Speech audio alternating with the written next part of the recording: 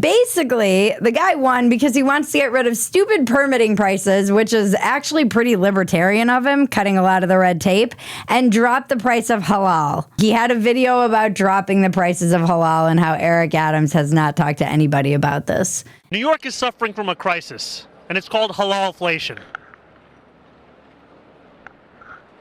Today, we're going to get to the bottom of this. How much does a plate of halal cost right now from this truck? $10. Number one problem in New York City. Sure, people are getting stabbed on the subways and bleeding out because you're letting all the criminals loose, or you're just putting them back into society right after they try and stab someone or push them in front of a train. But let's be real, the price of halal is what's really top of mind for most of the New York City voters. But there is a cost of living issue in New York. It has become a playground for finance bros, tech, and obviously Nepo babies and trust fund babies.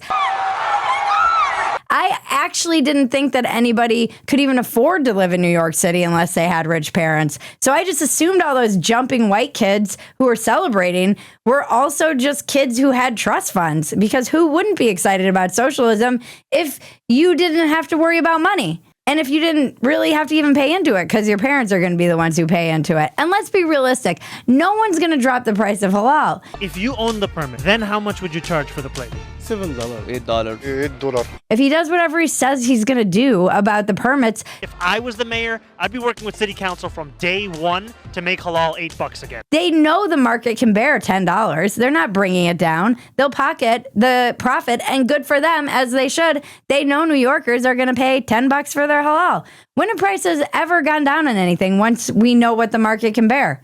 Just doesn't work that way unless it's something like eggs where the market couldn't bear it and then you run on it for president. I mean, maybe halal will come down just because he ran on it to be mayor.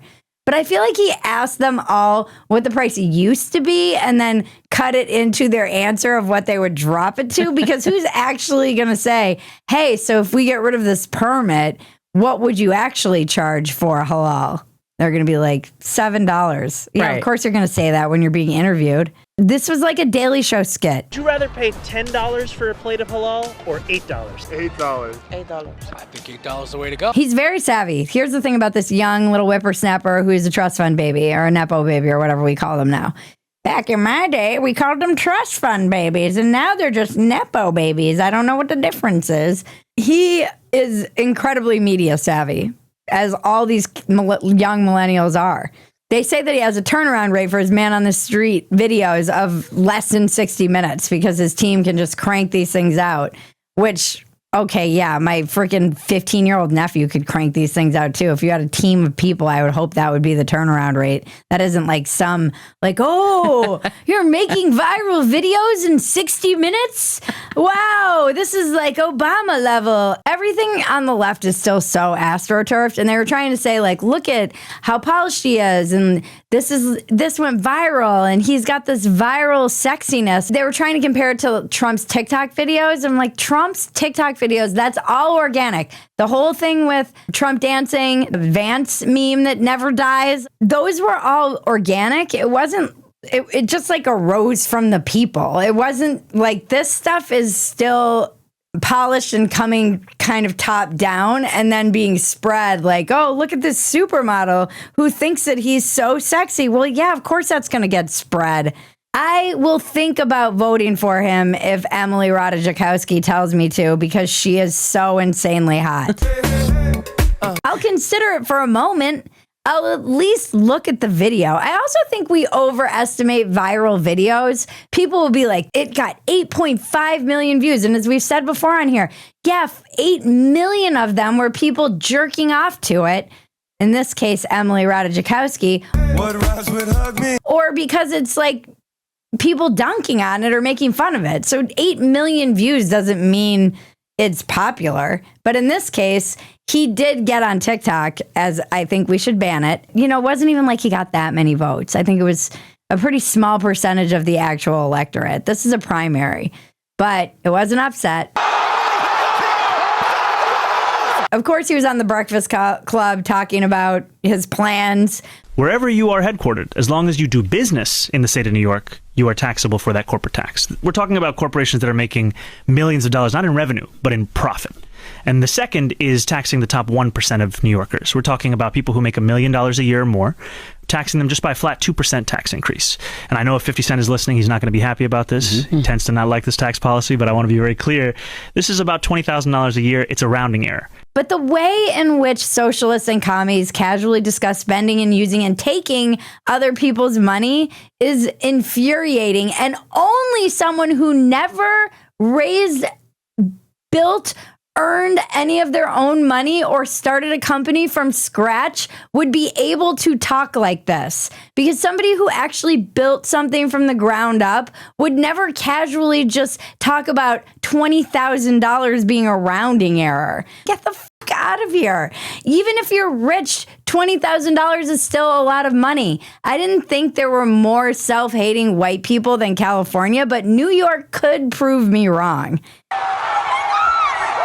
Because finance votes Dem too. This could be a good thing. He could win.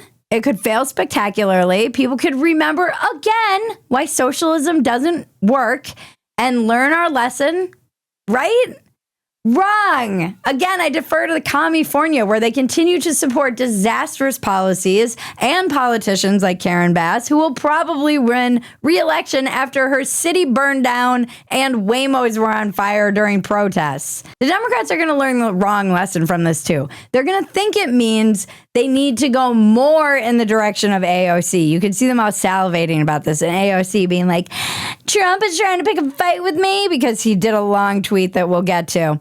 I'm annoyed that this is so good for AOC. The way people credit her, like they think she invented socialism. She never knew anything about socialism. She's just a bartender who heard about it. Maybe she read a book when she was in college, but like, come on, guys. Stop acting like AOC is like the Karl Marx returned. The most important thing we can take from this, in my opinion, and let this be a lesson to everyone who is running around saying that wokeness was dead. It's not dead. As we've said on this podcast, it's an ideology. You cannot kill it. It's been hibernating and it's waking up. It's rested and it's starving. I haven't fed them for 7 days. They're ravenous. I wonder which parts they'll try first. These kids have all been indoctrinated with the same message. This is the weird thing. Even though it's not top down with a lot of the viral stuff on the right, on the left, they don't need a real clear leader because they've all been indoctrinated with the same message. So they're like little revolutionaries that get activated when some charismatic ideologue uses the right buzzwords and phrases like queer liberation means defund the police or globalize the intifada, which is their true, like, activate the man, like they stand up the minute they hear that. Oh, I love rich kids for breadlines.